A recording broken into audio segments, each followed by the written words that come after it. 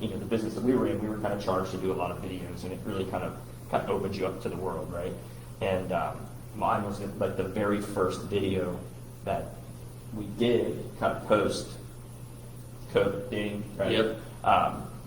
So leading into kind of your program and kind of looking over the last 52 weeks, 365 days, what impact, one, physically, location-wise, what did you guys do with that program, with your football program, and everything that you guys have going on? What impact did that have on your team and what you would usually do?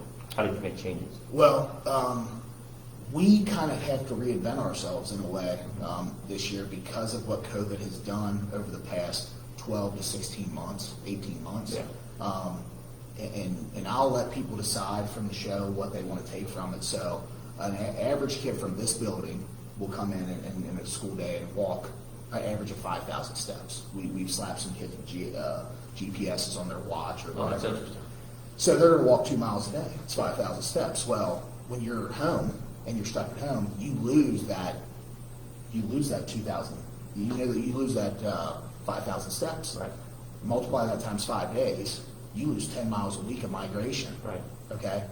Your 70-some% of the school turns their work in from 10 p.m. to 2 a.m. Their sleep pattern's messed up.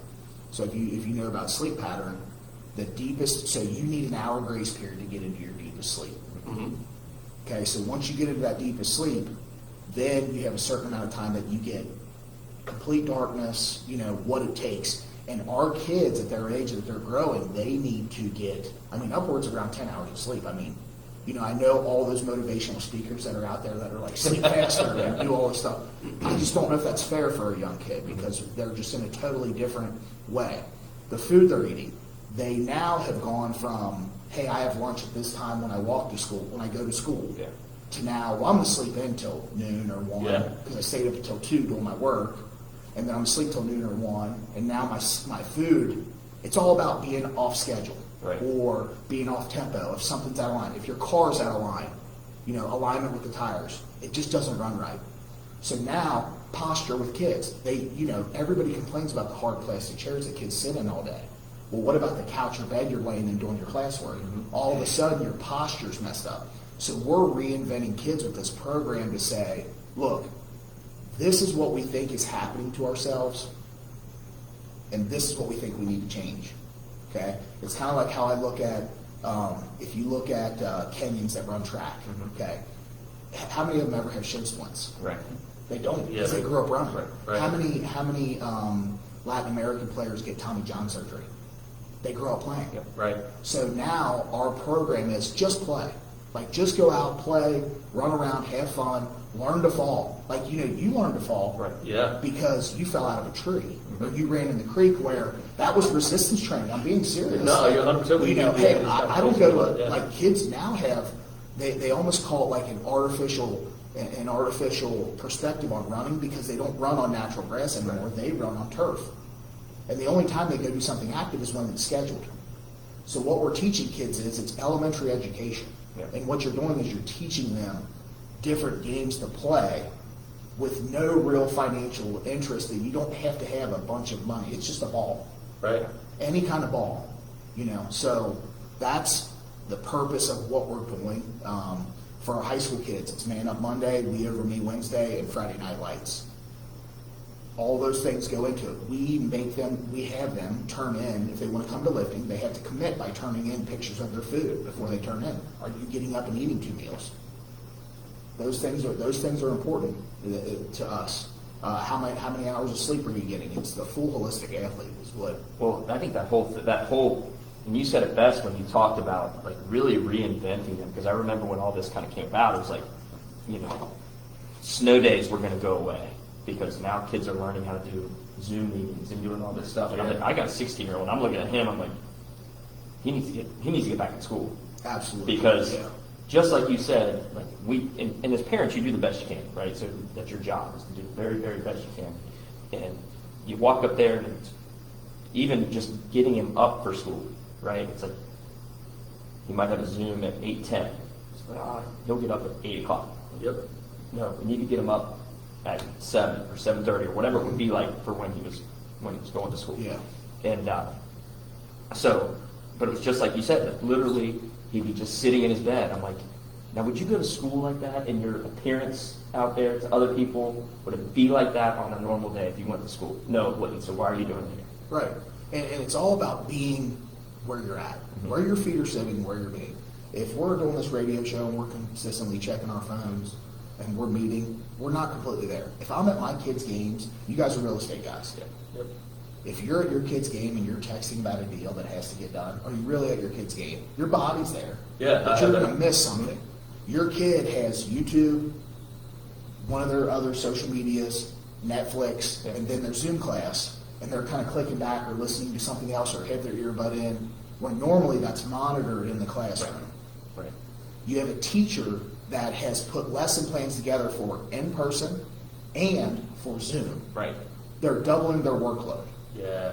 They now have their distractions because they're at home or they're in building. It just depends on what you do. And then you have to engage each kid and be sure. Now you have a situation where, like, you can have a kid jump on a Zoom with no shirt on. He just woke up or pajamas or something. You're kind of like, guys, we need to dial in here what we're doing. Yeah. And understand this is how you're supposed to be presented. Be in an upright position. Nobody else should be in the screen. You have to redo that. And right now, I don't think that education majors offer that in college, right? How to run a Zoom class. I don't know. I'm not an educator. It's probably coming. Yeah, I would there'll be imagine something it would out have there. to because of all the things that happen. So So my youngest daughter, Audrey, and she's in 8th grade, but last year when they were doing this and kind of the trial and error of trying to just get some content out, just to touch base with the kids, she had, every class has the class clown. And then she was telling me about a kid in her class, it's just a goofy kid, and she muted it, and she's like, Dad, here's the kid.